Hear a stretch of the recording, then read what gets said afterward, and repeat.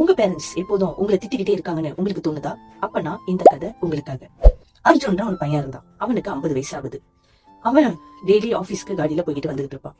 ஒரு நாள் அவங்க அப்பா அவனை கூப்பிட்டு, ஐயா, டெய்லி ரோட்டுல காடி ஓட்டுறப்ப பத்திரமா பார்த்து ஓட்டியா, ராத்திரி நேரத்திலும் சரி மழை நேரத்திலும் சரி கொஞ்சம் பார்த்து பத்திரமா காடி ஓட்டியான்னு அவங்க அப்பா சொன்னாரு. அதை கேட்ட உடனே அர்ஜுனுக்கு ரொம்ப கோவம் வந்துருச்சு.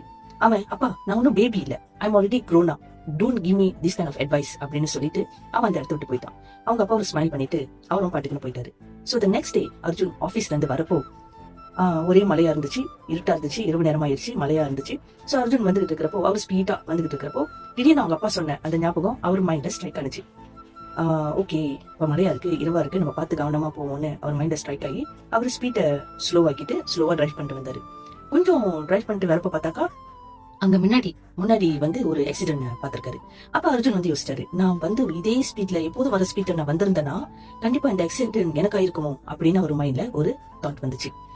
சோ அப்புறம் அர்ஜுன் ஸ்லோவா வீட்டுக்கு பத்திரமா வந்துட்டு அவங்க அப்பா போய் பார்த்துட்டு ஒரு ஹாக் பண்ணிட்டு, அப்பா, எனக்கு 50 வயசா ஆயிருச்சு, ஆனா எனக்கு எத்தனை வயசு ஆனாலும் நீங்க என்ன கரெக்ட் பண்ணுங்கப்பா, என்ன கரெக்ட் பண்றத நிப்பாட்டாதீங்கப்பா அப்படின்னு சொல்லிட்டு கிளம்பிட்டாரு.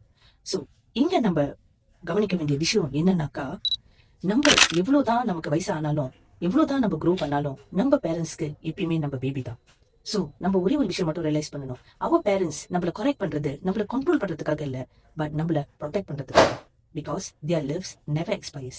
Thank you.